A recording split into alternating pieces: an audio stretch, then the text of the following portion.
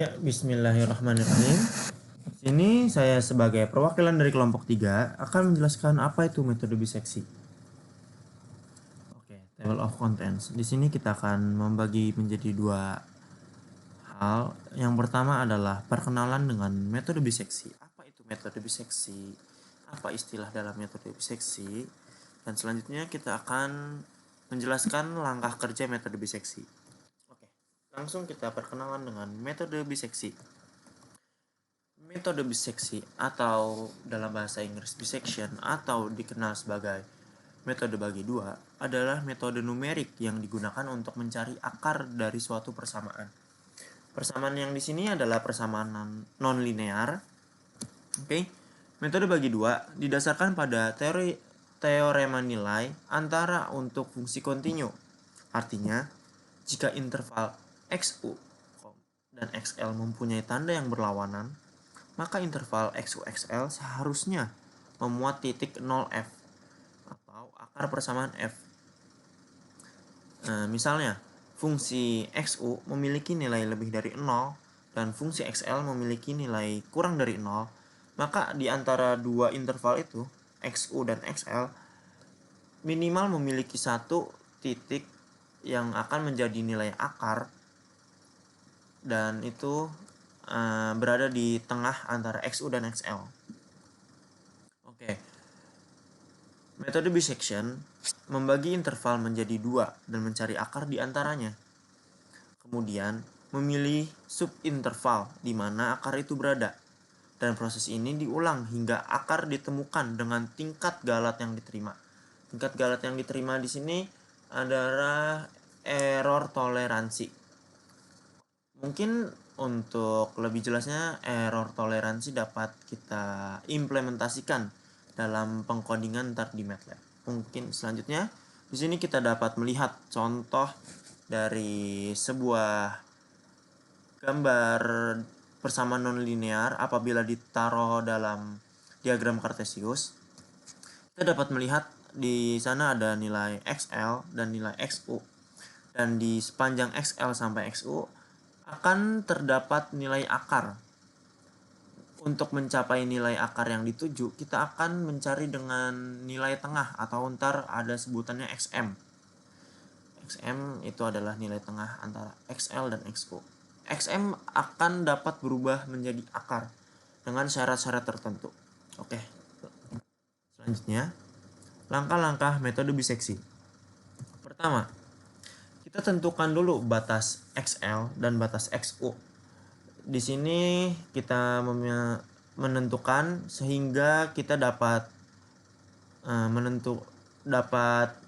menilai x fungsi XL dan fungsi XU apabila keduanya dikalikan akan menghasilkan nilai kurang dari 0. Atau dengan kata lain, fungsi X berubah tanda di antara XL dan XU. Dan selanjutnya, perkirakan akar atau XM dari persamaan Fx sama dengan 0 sebagai titik tengah antara XL dan XU.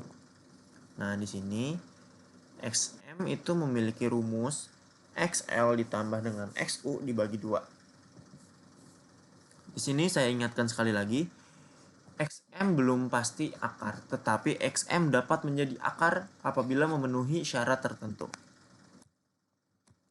Dan di sini saya akan menjelaskan bagaimana cara XM dapat menjadi nilai akar atau XM harus dicari terlebih lagi sampai tingkat error toleransi yang kita tentukan. Oke. Kita selanjutnya memeriksa nilai XM. Oke. Pertama, jika fungsi XL dikalikan dengan fungsi XM menghasilkan nilai kurang dari 0, maka akar terletak di antara XL dan XM. Setelah itu, ubahlah nilai XU dengan nilai XM. Itu adalah jenis pertama. Jenis yang kedua, apabila fungsi XL dikalikan dengan fungsi XM dan memiliki nilai lebih dari 0, maka akar terletak di antara XM dan XU. Setelah itu, rubah XL dengan nilai XM yang baru kita dapatkan. Dan yang ketiga, tipe yang ketiga, ini adalah apabila fungsi XL dikalikan dengan fungsi XM dan memiliki nilai 0, maka akarnya adalah XM. Seperti yang saya sebutkan di awal, XM dapat menjadi nilai akar apabila saat fungsi XL dikalikan dengan fungsi XM memiliki nilai 0, maka XM tersebut adalah nilai akarnya. Dan algoritma pun berhenti sampai di sini. Tetapi apabila kita mendapatkan hasil seperti dua tipe yang di atas, maka kita harus mencari nilai akar selanjutnya dengan cara yang keempat. Langkah yang keempat, mencari nilai tengah baru. Jadi setelah nilai tengah yang tadi kita masukkan ternyata memiliki nilai lebih dari 0 atau kurang dari 0, maka kita harus mencari nilai tengah baru. Dan seperti yang tadi saya bilang, nilai tengah atau XM memiliki rumus XL ditambah dengan XU dibagi 2. Nah, error relatif di sini memiliki rumus XM yang baru dikurang dengan XM yang lama dan dibagi dengan XM yang baru. Buat apa sih error relatif ini? Selanjutnya akan kita jelaskan. Nah, setelah kita mendapatkan nilai error relatif dan error toleransi. Error toleransi ini mengapa tidak kita cari? Karena itu kita tentukan dari awal. Ntar saat di pengkodingan di MATLAB akan lebih jelas. Di sini kita simpan terlebih dahulu nilai error relatif dan toleransi yang sudah ditentukan. Apabila error toleransi kurang dari error relatif atau error relatif itu lebih besar dari error toleransi, maka ulangi langkah kedua dengan menggunakan XU dan XL yang baru. Jika nilai error toleransinya lebih besar daripada error relatifnya, maka stop algoritma biseksi. Dan disitu kita mendapatkan nilai akarnya. Nah, apa sih kelebihan dan kekurangan metode biseksi? Nah, metode biseksi memiliki beberapa kelebihan dan kekurangan dalam penggunaannya. Di antaranya, pertama, kelebihan. Apa saja sih kelebihannya? 1. Dijamin konvergen, yang artinya metode biseksi ini selalu konvergen, yang mana metode ini pada akhirnya akan menemukan akar dari persamaan yang kita cari. Kedua, kesalahan dapat dikelola. Apa sih maksud kesalahan dapat dikelola? Metode ini memungkinkan kita untuk mengkontrol kesalahan dan dapat memberikan batas atas pada jumlah iterasi yang diperlukan untuk konvergen. Maksudnya di sini, ntar kita dapat menentukan error toleransi semau kita.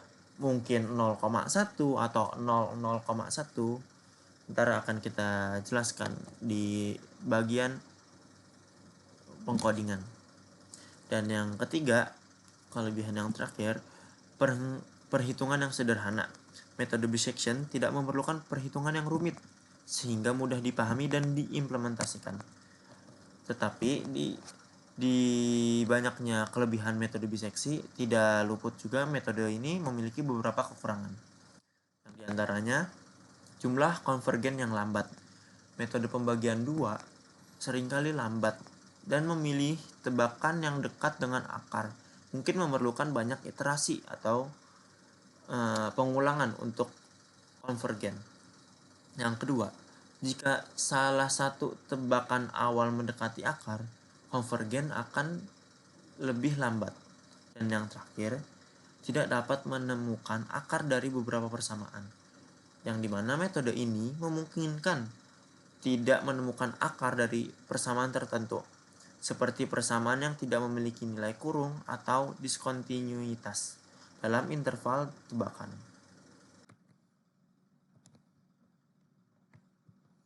Ya, pertama-tama kita membuat sintaks clear all,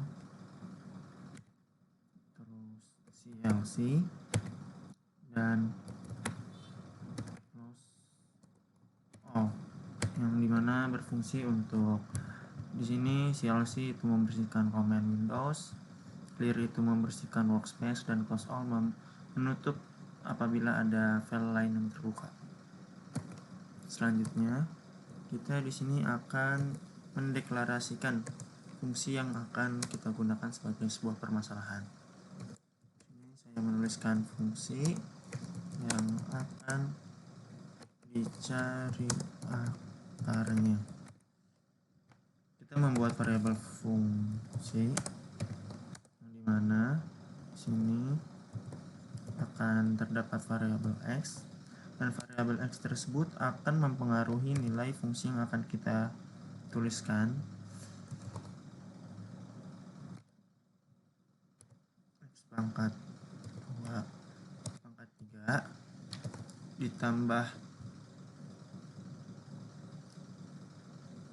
2x pangkat 2 dikurang dengan x dan ditambah dengan 2. Dan di sini kita pun akan mendeklarasikan sebuah parameter yang akan kita gunakan. Pertama, parameternya kita mempunyai xl, yang dimana xl adalah x lower. Jadi bisa disebut juga sebagai batas bawah. Di sini kita akan memberikan perintah input agar bisa memasukkan nilai sesuai yang kita inginkan. Masukkan nilai xl.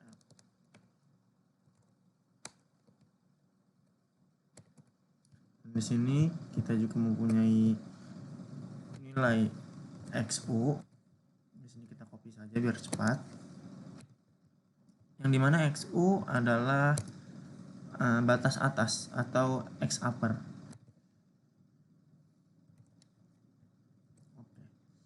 Selanjutnya kita mempunyai variabel error toleransi. Sama, di sini pun kita akan memasukkan nilai input. Masukkan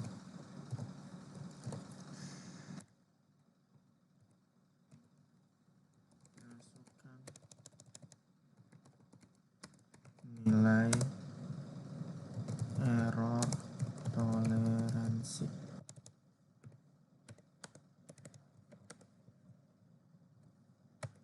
Dan di sini kita akan mendeklarasikan juga nilai error relatif. Di sini kita akan membuat nilai error relatifnya 1. Dan selanjutnya kita mempunyai xm0, atau bisa dibilang juga ini nilai yang kita cari, nilai tengahnya. Jadi kita tulis 1 terlebih dahulu, dan selanjutnya kita akan membuat variabel it.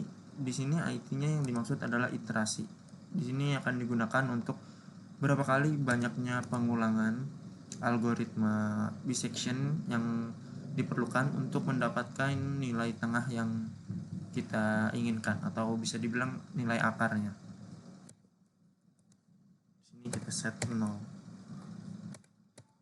Oke, selanjutnya kita akan membuat header yang akan ditampilkan saat algoritma tersebut telah dilaksanakan.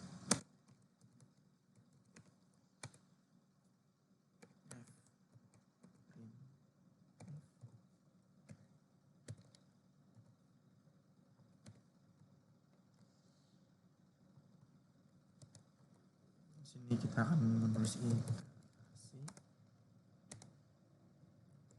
xm.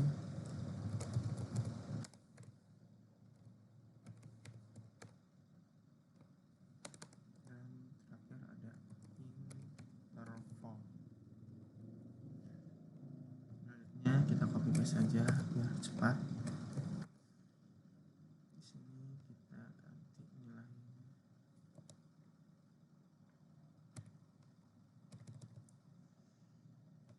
Jadi seperti ini. Dan tidak lupa ditambahkan /n agar tidak di baris yang sama akan mengeprint di baris yang baru atau di bawahnya. Selanjutnya di sini kita mulai untuk menuliskan algoritma yang akan kita pakai.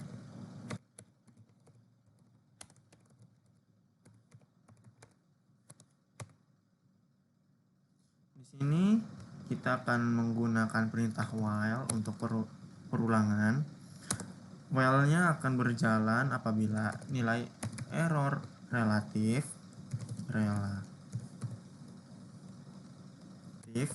lebih besar dibandingkan dengan error toleransi dan akan mencetak nilai IT yang dimana nilai IT atau iterasinya di sini akan terus ditambahkan 1. Selanjutnya kita akan menentukan nilai XM atau nilai tengahnya. Nilai XM ini memiliki rumus XL atau nilai lower ditambahkan dengan XU dan akan dibagi dengan 2. Selanjutnya kita akan mencetak fungsi bawah yang dimana fungsi bawah adalah berisikan fungsi dan nilainya XL. Dan selanjutnya kita memiliki nilai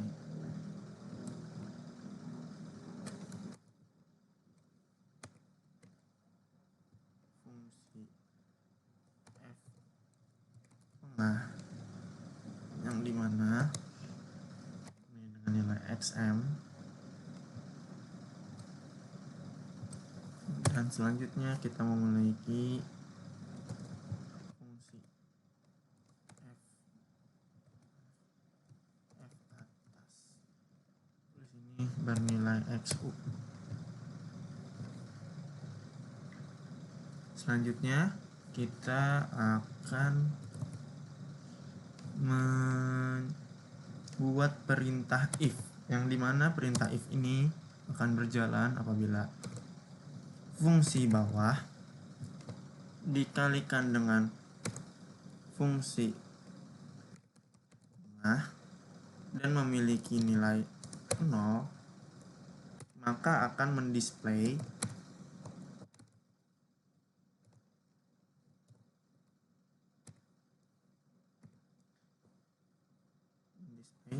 XM adalah nilai akar.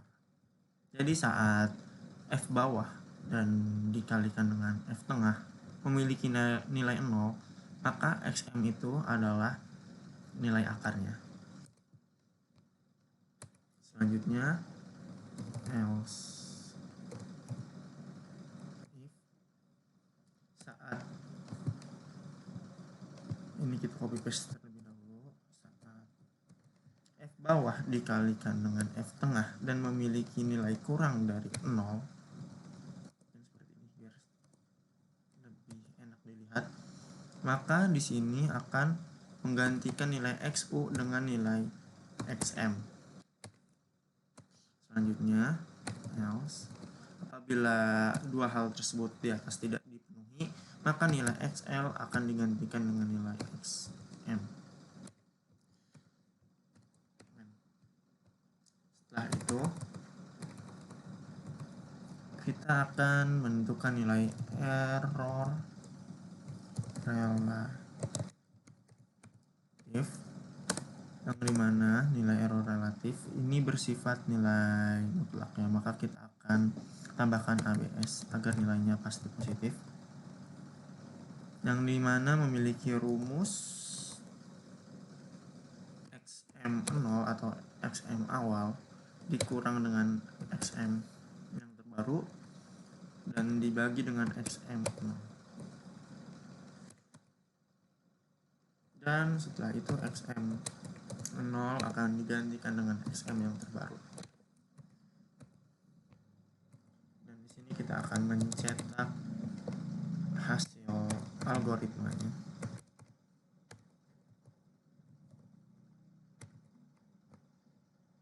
Kita desimal, dan selanjutnya kita menampilkan float. Selanjutnya kita menampilkan float lagi.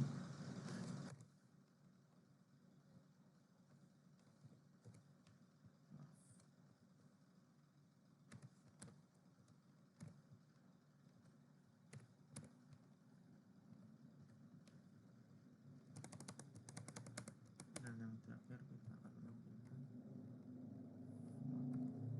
juga.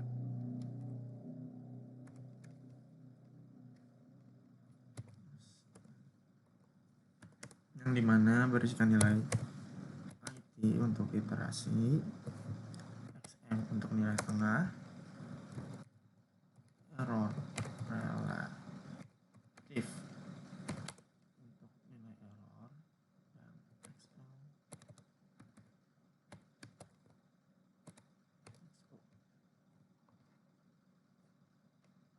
baik. Selanjutnya kita tutup perintahnya. Oke, di sini sudah semuanya. Mari kita jalankan.